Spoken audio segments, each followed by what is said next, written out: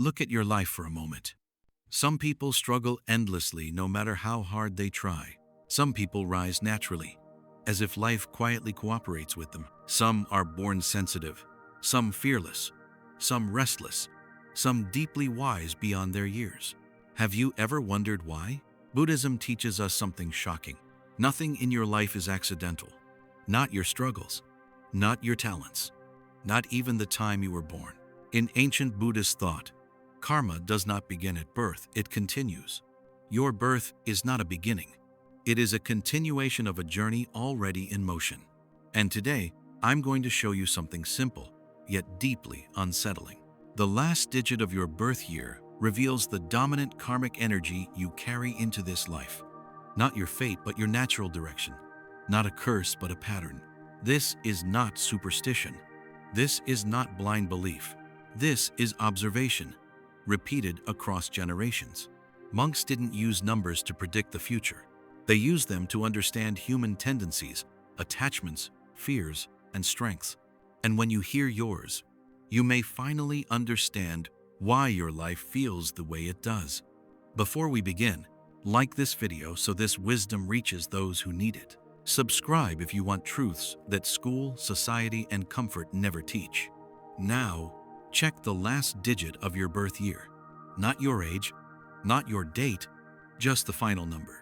Because Buddhism says that single digit reveals the karmic lesson your soul came here to face. Remember, Buddhism does not teach fixed destiny. These are tendencies, not prison sentences.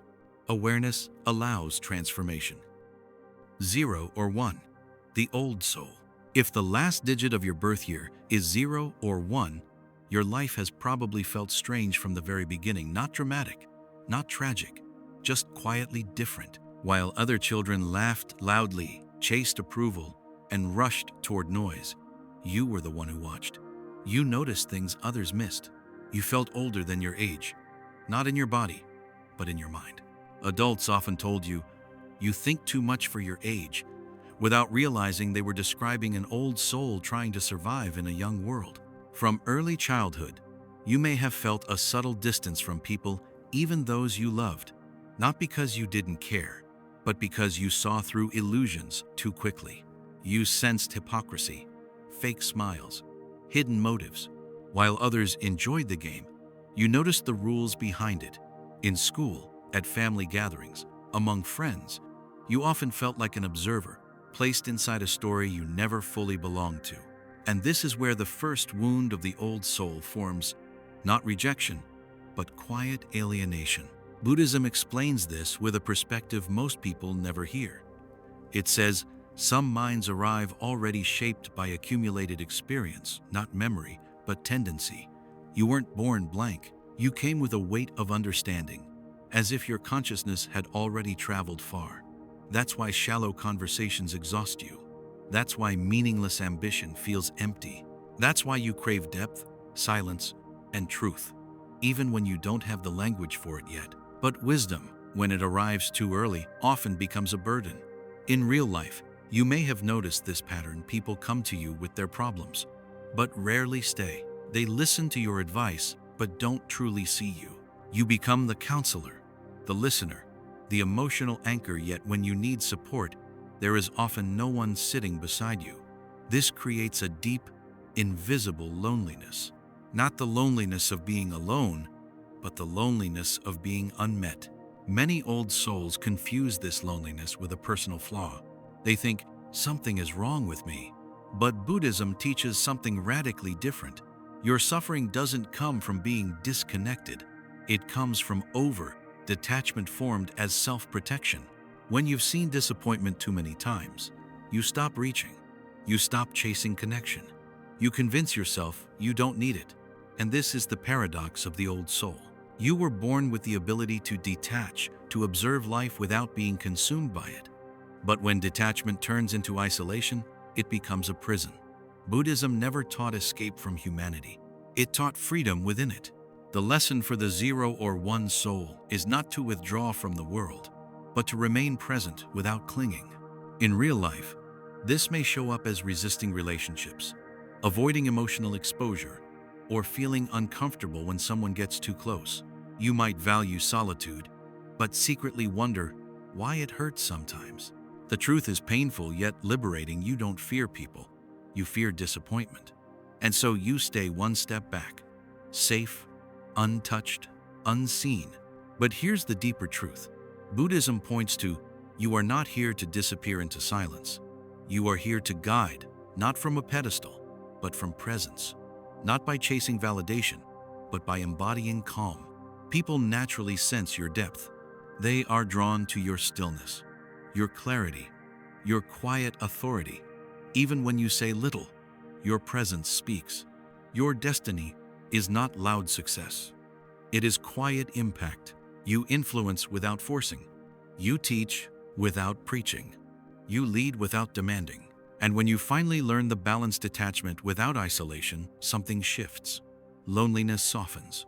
Life feels lighter. You stop feeling like a stranger in your own world. Because Buddhism says the old soul doesn't come to learn more. It comes to remember how to live among others without losing itself. And once you do, your life stops feeling heavy and starts feeling true. 2 or 3. The sensitive seeker. If the last digit of your birth year is 2 or 3, you didn't enter this world with armor, you entered it with open skin. You feel life directly, without filters. Emotions don't knock on your door, they rush in. A careless word can echo in your chest for days. A harsh tone can change your entire mood. And silence, especially the silence of someone you care about, can feel heavier than an argument. You don't just hear what people say, you feel what they mean. From childhood, you may have been labeled too sensitive. Teachers told you not to take things personally.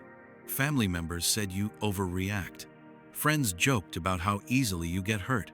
What they never understood is that your mind isn't fragile, it's perceptive. You sense emotional shifts the way others sense temperature. When a room changes, you feel it. When someone pulls away, you know even before they admit it themselves. Buddhism explains this sensitivity as a karmic imprint tied to attachment. In past cycles, you learned through love, connection, and emotional bonds. You survived by caring. But in this life, that same gift becomes your struggle. You attach deeply to people, to memories, to words that were never meant to stay. And when those attachments break, they don't just disappoint you, they wound you. In real life, this often looks like giving more than you receive. You listen longer. You forgive faster. You stay even when your intuition tells you to leave. You absorb other people's pain as if it were your responsibility. And slowly, without realizing it, you begin to disappear inside your compassion. This is where the suffering begins, not because you love too much, but because you forget yourself while loving. Buddhism never condemns attachment. It warns against unbalanced attachment. The sensitive seeker's lesson is not to stop caring, but to stop self-erasing. Compassion without wisdom turns into sacrifice. Empathy without boundaries becomes exhaustion. And this is why you often feel drained, emotionally tired, or empty, even when you've done nothing wrong. There are moments in your life late at night, in quiet rooms, when you wonder why relationships hurt you more than they should, why moving on feels impossible, why you replay conversations, searching for what you did wrong. Buddhism would say, this is the mind clinging to what it fears losing. Not because you're weak, but because your heart is wide open. Here's the truth most people miss. Sensitivity is not softness. It is raw power without training. You have the capacity to heal, to understand, to connect at depths most people will never reach. But until you learn balance, that power turns inward and consumes you. Buddhism teaches the middle path, feeling fully without drowning, loving deeply without attaching your worth to the outcome, being present without begging to be chosen. When you begin to practice this balance, something changes. You still feel deeply, but pain no longer controls you. Words no longer define you. Silence no longer terrifies you. You stop chasing emotional reassurance and start standing in quiet self-respect. And suddenly, people feel your strength, not your fragility. You were never meant to harden your heart. You were meant to steady it. Because the sensitive seeker isn't here to suffer endlessly. They are here to learn how to love without losing themselves. And once you do, your sensitivity stops being a wound and becomes your greatest strength. 4 or 5. The restless mind. If the last digit of your birth year is 4 or 5, your greatest battle has never been with the world, it has been with your own mind. You don't simply think, you spiral. Your mind runs even when your body is exhausted. At night, when everything is quiet, your thoughts become loud. You replay conversations. You question decisions. You imagine futures that haven't happened and regrets that never should have existed. Stillness doesn't feel peaceful to you, it feels dangerous, as if something important will be missed if you stop thinking for even a moment. From an early age, you learn to search for meaning everywhere. You ask why more than most, why people behave the way they do, why life feels unfair, why success seems random. While others accept answers and move on, you stay behind, dissecting every possibility. Teachers may have called you intelligent, friends may have called you curious, but inside, this endless questioning slowly turned into mental exhaustion. Not because you lack answers, but because your mind refuses to rest. Buddhism describes this state as a mind trapped between desire and doubt. Desire pulls you forward, always seeking, always wanting clarity, purpose, certainty. Doubt pulls you backward, questioning every step, every choice, every identity. And so you remain stuck in motion without direction, like a runner who never reaches the finish line. This is why you often feel busy but unfulfilled, active but empty. In real life, this shows up painfully. You start many things but struggle to finish. You plan endlessly but delay action. You consume books, videos, philosophies, and advice, yet rarely feel satisfied. You tell yourself you're preparing, but deep down you know the truth. Your mind keeps you busy to avoid committing, because commitment means limitation, and limitation terrifies the restless mind. There are moments when you envy people who seem simple, people who decide quickly, act without hesitation, and sleep without mental noise. You wonder how they do it. What you don't realize is that they aren't more capable, they are less divided. Buddhism teaches that suffering doesn't come from thinking too little. It comes from thinking without discipline. A wild mind doesn't produce wisdom, it produces anxiety. Your karmic lesson is not to stop thinking, it is to train your attention. Focus, in Buddhism, is not restriction, it is freedom. When the mind learns to stay with one breath, one task, one moment, it stops chasing imaginary problems. This is why monks emphasize routine, simplicity, and repetition. Not because life is boring, but because a restless mind needs structure the way fire needs a boundary. Without discipline, your thoughts burn you. With discipline, they illuminate. In your daily life, this might mean learning to sit with silence without escaping it, finishing what you start, even when motivation fades, choosing one path instead of keeping all options open. These acts feel painful at first, almost suffocating, but slowly something shifts. The noise reduces, the urgency softens, the endless questioning loosens its grip, and then, for the first time, you experience something rare: mental stillness. Not emptiness, not numbness, but clarity. Buddhism says enlightenment is not found by chasing meaning. It appears when the mind stops running. When you stop forcing answers, life reveals them quietly. When you stop analyzing every step, your path becomes visible. You were never broken. You were ungrounded.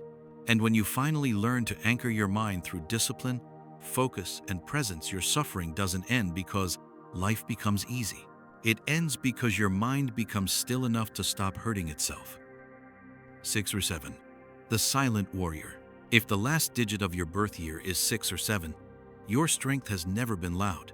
You don't announce your pain. You don't ask for sympathy. You learned early that survival doesn't always look heroic. Sometimes it looks like waking up and continuing, even when something inside you is exhausted. People see you as calm, composed, maybe even unshakable. What they don't see is how much you've endured without ever asking the world to slow down for you. From a young age, life likely demanded maturity from you before you were ready. Responsibility came early. Hardship arrived quietly and stayed. You didn't get the luxury of falling apart because someone else needed you standing. And so you adapted. You swallowed pain. You turned chaos into control. Buddhism would say your karma shaped you into a vessel of endurance, not because you were meant to suffer endlessly, but because you were learning how to remain steady when everything else collapses. In real life, this shows up in subtle ways.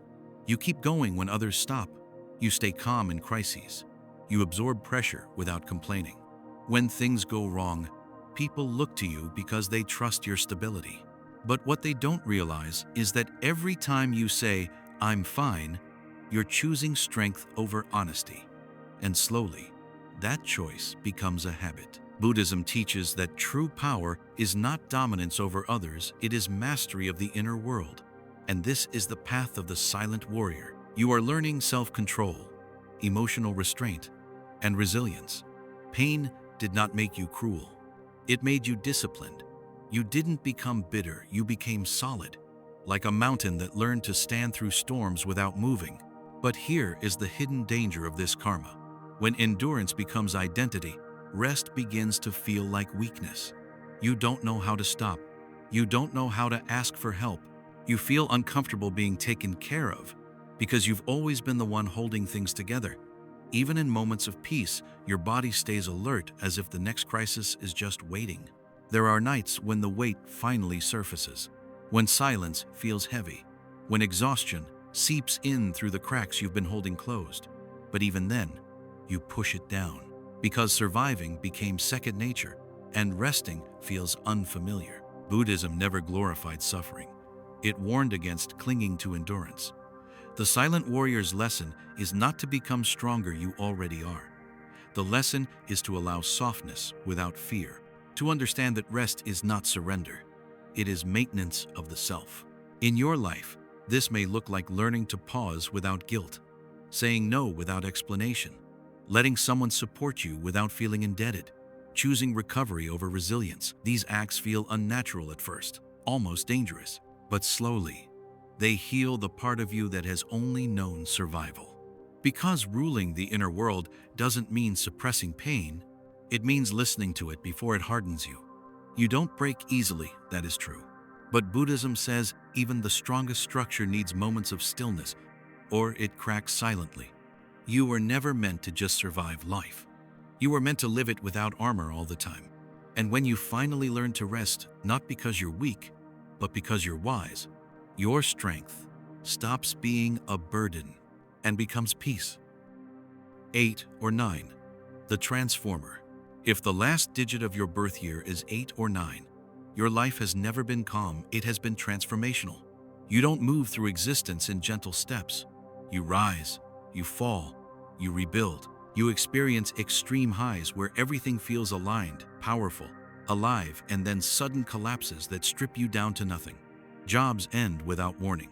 Relationships burn intensely and then disappear. Versions of you keep dying, even while your body remains the same. From early on, you likely realize that stability doesn't stay long in your life. Just when things start feeling safe, something changes, not subtly, dramatically. You may have asked yourself many times, why does my life keep resetting? Why do you outgrow places, people, and identities faster than others? Why does holding on feel more painful than letting go? Buddhism describes this karma as the experience of many deaths within one lifetime. Not physical death, but ego death. The death of attachments, roles, expectations, and illusions. You are repeatedly forced to release what others get to keep. Not because you are unlucky, but because your soul is learning impermanence faster than most. In real life, this can feel brutal. You invest fully, you love intensely, you commit deeply, and then, suddenly, everything collapses. People misunderstand you. They say you're unstable, inconsistent, dramatic. They don't see that you're not changing for excitement, you're changing because life won't allow you to remain the same. You are constantly being pushed toward growth, whether you're ready or not. This creates exhaustion. There are moments when you long for an ordinary life routine, predictability, peace that lasts. You envy people whose paths feel linear, but Buddhism teaches that not all destinies are meant to be steady. Some are meant to be awakening paths, where transformation itself is the teacher. Your suffering does not come from change, it comes from resisting change. Every time you cling to what is ending, pain intensifies. Every time you try to preserve a version of yourself that has already expired, life pulls harder. This is why endings feel violent in your world, because you fight them longer than others.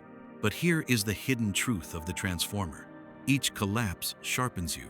Each loss removes an illusion. Each rebirth brings you closer to truth. You are not here to build one identity and protect it forever. You are here to shed layers, to lose what is false, to be stripped until only what is real remains. Buddhism says, awakening doesn't come through accumulation, it comes through letting go. And no one practices letting go more than you. In your daily life, this may show up as sudden clarity after chaos, deep wisdom earned through pain, an ability to guide others through endings because you've walked through so many yourself. You become the one people turn to when their world collapses because you've survived collapse repeatedly. And when you finally stop resisting endings, when you stop begging life to stay the same, something extraordinary happens. Change no longer feels like punishment. It feels like movement. You stop fearing loss and start trusting transformation. Life begins to reward you, not with permanence, but with depth, insight, and power. Because Buddhism teaches this final truth, those who experience many deaths while alive are the ones least afraid of life. You are not unstable. You are unfinished by design. And when you embrace that, your chaos becomes clarity. Your losses become liberation. And your destiny reveals itself not as stability, but as awakening.